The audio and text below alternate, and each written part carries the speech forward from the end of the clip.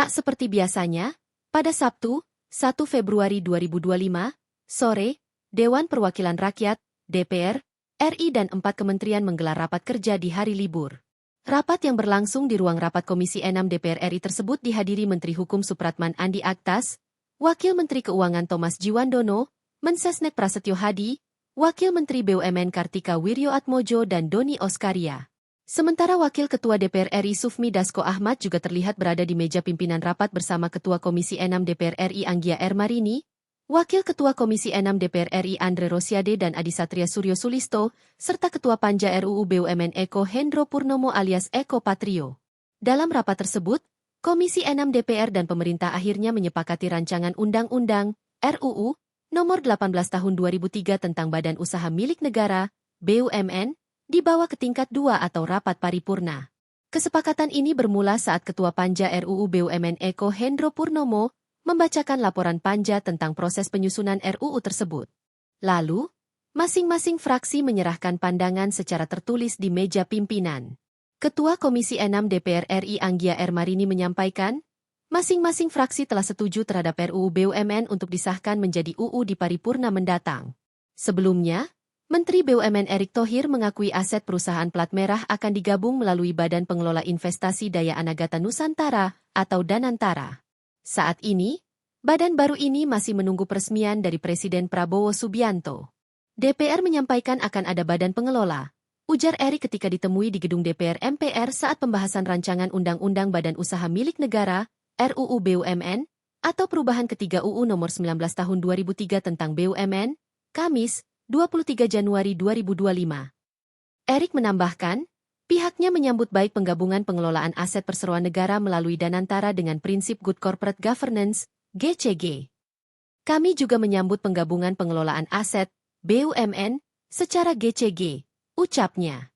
Ibu Bapak yang kami hormati dan Saudara Menteri, selanjutnya kami sampaikan juga pokok-pokok pikiran tertuang dalam RUU tentang perubahan ketiga atas Undang-Undang Nomor 19 Tahun 2003 tentang Badan Usaha Milik Negara atau BUMN. 1. Penyelesaian dan perluasan definisi BUMN untuk mengakomodasi agar BUMN dapat melaksanakan tugas secara optimal serta sesuai dengan ketentuan perundang-undangan terkait. 2. Penambahan definisi terkait anak usaha BUMN yang sebelumnya tidak diatur dalam undang-undang existing. Ketiga, pengaturan terkait Badan Pengelola Investasi Daya Anagata Nusantara, holding investasi, holding operasional, restrukturisasi, privatisasi, pembentukan anak perusahaan, dan atau pembubaran badan usaha milik negara. Keempat, pengaturan terkait business judgment rule. Kelima, penegasan terkait pengelolaan aset BUMN sesuai dengan prinsip tata kelola perusahaan yang baik, yaitu dilakukan secara akuntabel dan berlandaskan peraturan perundang-undangan yang ada. 6. Pengaturan terkait sumber daya manusia di mana Badan Usaha Milik Negara memberikan peluang bagi penyandang disabilitas serta masyarakat setempat sesuai ketentuan perundang-undangan.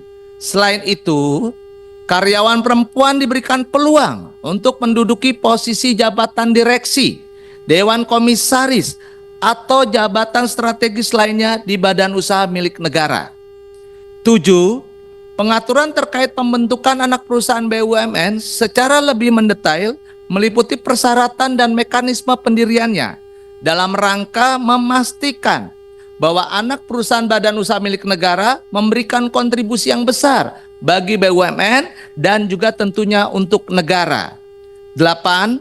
Pengaturan terhadap aksi korporasi yang meliputi penggabungan, peleburan, pengambil alihan, serta pemisahan BUMN secara lebih tegas dalam rangka menciptakan BUMN yang kompetitif, handal, dan tangguh. 9. Pengaturan secara fundamental terkait privatisasi BUMN termasuk kriteria BUMN yang dapat diprivatisasi beserta mekanismenya dalam rangka memastikan privatisasi badan usaha milik negara memberikan manfaat bagi kinerja BUMN, masyarakat, dan juga untuk negara. 10. Pengaturan mengenai satuan pengawasan internal, komite audit, dan komite lainnya. 11. Pengaturan mengenai kewajiban BUMN untuk melaksanakan pembinaan, pelatihan, pemberdayaan, dan kerjasama dengan usaha mikro, kecil, dan menengah, dan koperasi, serta masyarakat di seluruh wilayah Republik Indonesia dengan mengutamakan masyarakat di wilayah sekitar BUMN, masyarakat di wilayah sekitar BUMN berada sebagai bentuk tanggung jawab sosial dan lingkungan BUMN. Terima kasih telah menyaksikan berita terkini dari sinarharapan.co. Saksikan terus konten-konten menarik lainnya.